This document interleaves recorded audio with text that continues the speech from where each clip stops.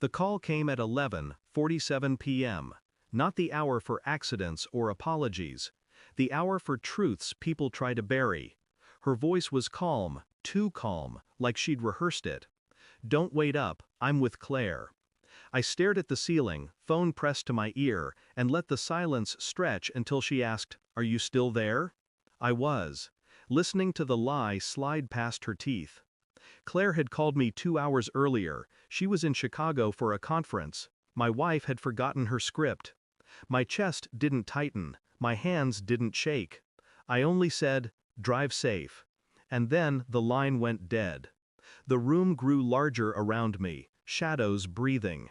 The hum of the refrigerator across the hall sounded louder than it should.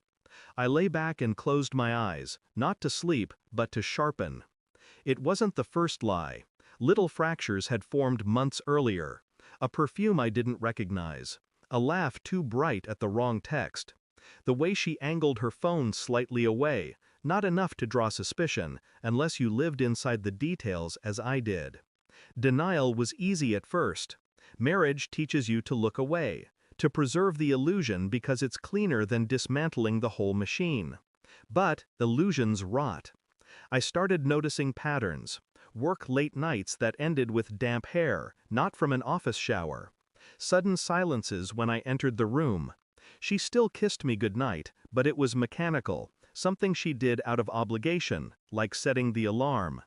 Beneath every gesture, something hollow stared back at me. I told myself it was stress, a phase. I almost believed it. Almost. Until that night. Until she tripped over Claire's name and left me alone with the pieces. I moved quietly, no confrontations, no accusations. Confrontation only warns the guilty. Instead, I studied. Phone records, receipts, digital breadcrumbs. She was careless. They always are when they think the other person still plays blind. One night while she slept, I unlocked her phone with the print she'd left on the screen. Patterns revealed themselves. Late-night messages, a number she never saved under a name, ride-shares routed to the same address. I memorized it. The next morning I drove by. A townhouse on the other side of the city, curtains drawn, 2 mugs visible on the counter through the crack in the blinds.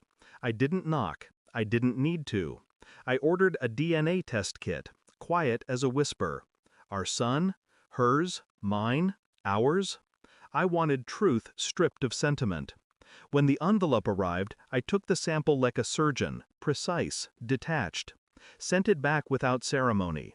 On the outside, I laughed, worked, kissed her cheek. On the inside, I measured days by the slow burn of waiting. The email arrived on a Thursday afternoon. Probability of paternity, 0. 0. Clean. Absolute. I stared at it until the words lost shape. Then I printed it, folded it once, slid it into my pocket. That night, she sat across from me at dinner. She asked about my day, smiled. I reached into my jacket, placed the folded paper beside her plate, and returned to my food. She opened it. Her face collapsed, first confusion, then terror, then the desperate scramble of someone watching their constructed world disintegrate. She whispered, "It's not what you think." I looked at her, calm as glass. "It's exactly what I think." Silence spread between us like blood and water. I didn't yell, I didn't demand names or timelines. That would have given her power. Instead, I slid my phone across the table. On the screen, the address, the townhouse, photos I'd taken of her car parked outside. Her hand trembled as she pushed the paper away. Her mouth opened, then shut, like she couldn't decide whether to beg or confess. I leaned forward just enough. "Tomorrow, I'll call the lawyer. Tonight, you'll pack." She reached for my hand. I pulled back. Her eyes brimmed with panic. Mine stayed dry.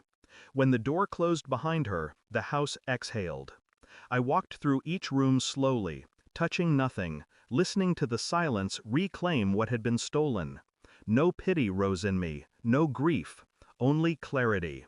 She had built a life on deception. I had dismantled it with patience. Our son, her son, slept upstairs, unaware that the ground beneath him had shifted forever. I stood in the doorway, watching his chest rise and fall, and felt nothing but resolve. I would raise him, love him, protect him. But not for her. Never for her. Some truths don't shatter you. They carve you clean. And when the carving is done, you are sharper than you were before. Sharper and untouchable. Thanks for watching. Don't forget to like, share, and comment. Subscribe now to Cheating Stories Insight World for more amazing stories.